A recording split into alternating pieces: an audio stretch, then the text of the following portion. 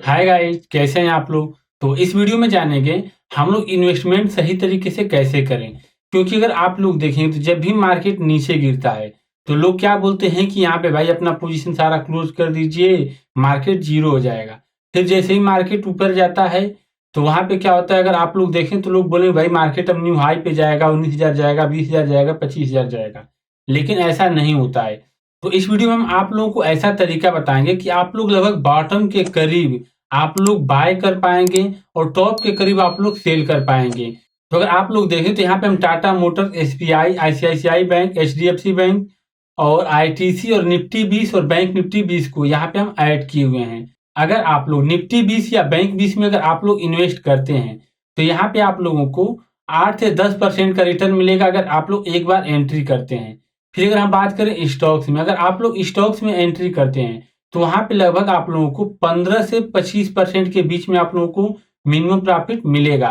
तो यहाँ पे आप लोगों को एक चीज़ का ध्यान रखना है कि मान चलिए कि अगर आप लोग किसी स्टॉक्स में जब इन्वेस्टमेंट करने जा रहे हैं, जो भी हम क्राइटेरिया आप लोगों को बताएँगे, तो जैसे मान चलिए कि आप लोगों के सामने अगर 7 स्टॉक्स हैं, तो सातों स्टॉक्स में बराबर-बराबर पैसा लगाना है। यह नहीं करना है कि किसी स्टॉक्स में अधिक लगा दिए, किसी में कम लगा दिए। तो ऐसा आप लोगों को कभी भी नहीं करना है। सभी स्टॉक्स में बराबर-बराबर पैसा लगेगा। फिर इसके साथ ही आप लोगों को यह भी ध्यान देना है कि आप लोग मान लीजिए कि अगर यहाँ पे 2 लाख रुपए लगाना है, तो जब भी ये सेटअप फॉलो होगा तो वहाँ पे आप लोगों को एक बार ही 2 लाख रुपए नहीं लगा देना है। आप लोग कोशिश कीजिए कि कम से कम 50% एक बार लगाइए और फिर सेकंड बार आप लोगों को जब डिप मिले तो वहाँ पे 50% इन्वेस्ट कर दीजिए। तो यहाँ पे आप लोगों को क्या होगा, 4 से 6 महीने आप लोगों को होल्ड करना होगा। अगर आप लोग 4 से 6 महीने अगर आप लोग होल्ड करते हैं, तो स्टॉक्स में लगभग आप लोगों को 20 से 25% के रिटर्न मिल जाएँगे और यहाँ पे इंडेक्स ईटीएफ में आप लोगों को 8 से 10% या 15% के रिटर्न भी मिल सकते हैं। यहाँ पे हम सभी स्टॉक्स में आप लोगों को बराबर-बराबर पैसा लगाने के लिए इसलिए बोल रहे हैं, अगर मान चलिए कि यहाँ पे 7 जगह आप लोग अलग-अलग जगह पे पैसा लगाते हैं, कोई स्टॉक्स यहाँ पे गलत न्यूज़ के कारण या किसी कारण से दिवालिया हो जाता है, तो अगर हम आप लोगों को नियर में कुछ एग्ज़ाम्पल दिखाएँ, तो अगर आप लोग येस बैंक को देखेंगे, तो निफ्टी 50 में टॉप 10 में आता था और आज के समय में वो पेनी स्टॉक्स बन कर के रह गया है। तो यही रीज़न है कि हम आप लोगों को एक साथ कम से कम 5 से 7 स्टॉक बता रहे हैं कि अगर कोई स्टॉक ज़ीरो हो जाता है, तो वहाँ पे आप लोगों को मैक्सिमम 15% का ही नुकसान होगा, उससे ज़्यादा नुकसान नहीं होगा। फिर इसके साथ-साथ आप लोगों को एक चीज़ हमेशा ध्यान रखना है, कभी भी किसी भी स्टॉक्स में अगर इन्वेस्टमेंट करते हैं, तो ये नहीं है कि वो अगर गिरता जाए तो उसको एवरेज करते जाइए, ऐसा बिल्कुल भी नहीं है। अगर स्टॉक्स में अगर आप लोग इन्वेस्टमेंट कर रहे हैं, तो अगर उसमें कुछ ज़्यादा गलत हो चुका है उसके साथ या कोई फ्रॉड हो चुका है, तो वह गिरता जाएगा, वो कभी भी वो ऊपर नहीं आएगा। लेकिन वहीं अगर आप लोग इंडेक्स ईटीएफ में करते हैं, जैसे निफ्टी 20 हुआ, बैंक 20 हुआ, तो यहाँ पे जितना ज़्यादा गिर रहा है, वहाँ पे चाहें तो आप लोग एवरेज कर सकते हैं। तो यहाँ पे अगर आप लोग देखें तो जो निफ्टी 20 है, बैंक 20 है, यह निफ्टी और बैंक निफ्टी का रिफ्लेक्शन होता है। तो जैसे-जैसे निफ्टी या बैंक निफ्टी इंक्रीज़ या डिक्रीज़ होता है, उसी के हिसाब से हम लोग का निफ्टी 20 और बैंक 20 भी इंक्रीज़ और डिक्रीज़ होते हैं। तो अगर हम लोग की अगर निफ्टी 20 या बैंक 20 का मान लीजिए प्राइस जितना ज़्यादा नीचे जाएगा, अगर वहाँ पे हम लोग एवरेज करते हैं, तो यहाँ पे निफ्टी 20 और बैंक 20 में यह फिक्स है कि निफ्टी और बैंक निफ्टी आने वाले समय में मार्केट में न्यू हाई की तरफ जाएँगे। तो वहाँ पे हम लोग को फिक्स है कि वो ऊपर जाने वाला है, तो हम लोग को वहाँ पे प्रॉफ़िट होगा। लेकिन स्टॉक्स में ऐसा नहीं है। स्टॉक के साथ अगर कोई फ्रॉड हो जाता है या कुछ ज़्यादा गलत हो जाता है, तो स्टॉक्स हो सकता है पेनी स्टॉक्स भी बन कर के रह जाए। तो यहाँ पे आप लोग ऐसा बिल्कुल भी ना करें। और एक चीज़ ध्यान रखें, अगर किसी स्टॉक्स में इन्वेस्टमेंट करते हैं, वो अगर नीचे के लेवल पे है, तो आप लोगों को एक चीज़ ध्यान रखना है कि जो उसमें प्रॉब्लम आई है, वो टेम्परेरी प्रॉब्लम है या परमानेंट प्रॉब्लम है। अगर उसमें टेम्परेरी प्रॉब्लम है, तो वो ऊपर चला जाएगा, लेकिन अगर उसमें कोई परमानेंट प्रॉब्लम है, तो वहाँ पे ऊपर नहीं जाने वाला है। आप लोग कितना हो नीचे के लेवल पे उसमें पैसा इन्वेस्ट करें। जैसे हम आप लोगों को एग्जांपल देते हैं, मान चलिए कि अगर कोई स्टॉक्स है, हम लोग की मार्केट का सेंटीमेंट नीचे है, स्टॉक का प्राइस नीचे आ रहा है, तो वो सही है।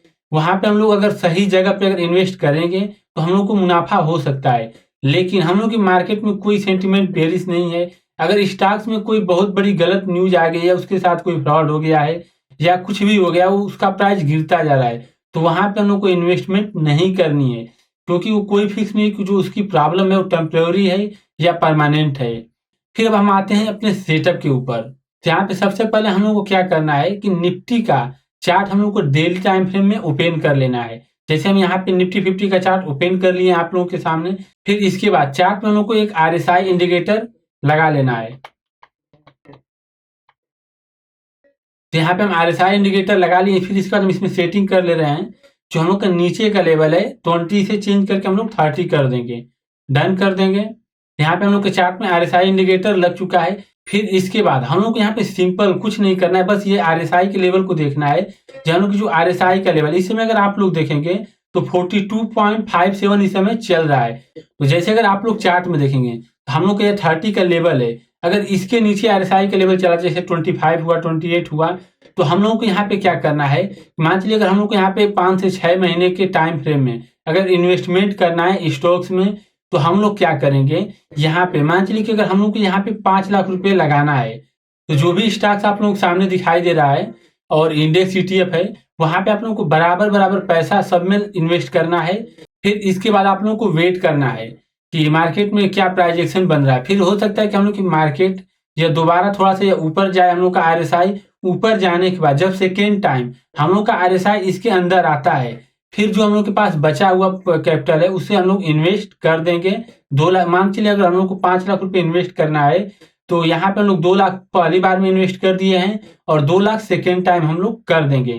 तो यहाँ पे मान जब भी दोबारा हम लोग 30 से नीचे आता है, मान चलिए 20 आ जाए, 25 आ जाए, उतना अच्छा है हम लोगों के लिए। तो वहां पे हम लोग दोबारा इन्वेस्ट कर देंगे। वहां पे आप लोग एक चीज ध्यान रखिए, वहां पे इतना पैनिक होता है उस समय कि यहाँ पे किसी भी चैनल पे या यूट्यूब पे आप लोगों को बाय करने के लिए नहीं मिलेगा। लोग क्या बोलेंगे कि इस समय आप लोग अपना स्टॉक्स बेच लीजिए, मार्केट काफी नीचे जाने वाला है, निफ्टी 10,000 चला जाएगा, 12,000 चला जाएगा। लेकिन ऐसा कुछ भी नहीं होता है। आप लोग निश्चिंत रहिए, वहां पे आप लोग सही लेवल पे इन्वेस्ट कीजिए। आप लोग 5-6 महीने वेट कीजिए, आप लोगों के स्टॉक का प्राइस जरूर ऊपर आएगा। फिर मान चलिए कि हम लोग यहाँ पे 2 लाख रुपए हम लोग यहाँ पे ऐड किए, 2 लाख रुपए हम लोग यहाँ पे ऐड कर लिए। फिर इसके बाद हम लोग के प्राइस यहाँ पे मान चलिए ऊपर गया, फिर दोबारा ये नीचे चला आता है। तो यहाँ पे नीचे आने के बाद हम लोगों के पास जो 1 लाख कैपिटल बचा है, ये हम लोग ये इंडेक्स ETF में लगाएंगे, निफ्टी 20 में और बैंक 20 में, और फिर हम लोग वेट करेंगे। और यहाँ पे आप लोग एक चीज ध्यान रखिए कि यहाँ पे आप लोगों को बिल्कुल भी नहीं घबराना है। अगर मान चलिए मार्केट नीचे आता है, अगर आप लोग कभी भी देख लीजिए मार्केट काफी कम समय के लिए नीचे आता है, लेकिन मैक्सिमम टाइम लोग की मार्केट ऊपर जाती है। तो यहाँ पे आप लोग हमेशा सही जगह पे इन्वेस्ट कीजिए। और अगर मार्केट ऊपर आती है तो यहाँ पे आप लोगों को तुरंत नहीं बेच देना। हम लोग को एक क्राइटेरिया है, उस क्राइटेरिया के हिसाब से हम लोग सेल करेंगे। तो यहाँ पे हम लोग अभी तक समझ चुके हैं कि हम लोग को बाइंग कैसे करनी है। अब हम लोग जान लेते हैं कि हम लोग को सेल इसे कब करना है। और यहाँ पे हम आप लोगों को बता देना चाहते हैं कि इस सेटअप को आप लोग हमेशा डेली टाइम फ्रेम में यूज करेंगे, छोटे टाइम फ्रेम में बिल्कुल भी इस सेटअप को यूज नहीं करेंगे। तो मान चलिए कि अगर आप लोगों को स्टॉक्स में अगर इसे बेचना है, तो उसके लिए आप लोगों को वेट करना है कि जब RSI का लेवल जब यह 70 के आसपास चला आए या 70 से जब ऊपर चला जाए, तब यहाँ पे आप लोगों को डेली टाइम फ्रेम में देखना है कि जब तक RSI का लेवल यहाँ पे ये ऊपर की तरफ जाता रहता है, तब तक आप लोग अपने पोजीशन में बैठे रहेंगे। लेकिन डेली टाइम फ्रेम में 70 के ऊपर जाने के बाद जैसे ही कोई नेगेटिव कैंडल बन जाए या हम लोग के RSI का लेवल ये झुकना स्टार्ट हो जाए, तो वहां पे हम अपने प्रॉफिट को बुक कर लेंगे और फिर वेट करेंगे इसी सेटअप का कि जब हम लोग के सेटअप में RSI का लेवल जब 30 के आसपास आ जाएगा, उससे नीचे आ जाएगा, तब हम लोग बाय करेंगे। और जब 70 से ऊपर या 80 के आसपास चला जाएगा, तो हम लोग अपने पोजीशन को सेल कर देंगे। काफी सिंपल सेटअप है, इसमें आप लोगों को कोई बहुत कॉम्प्लेक्स एनालिसिस करने की आवश्यकता नहीं पड़ेगी और आप लोग काफी इजी वे से पैसा बना पाएंगे। तो इस वीडियो में इतना ही। आप लोगों को यह वीडियो कैसा लगा हमें कमेंट में जरूर बताएं। मिलते हैं नेक्स्ट वीडियो में। Thank you.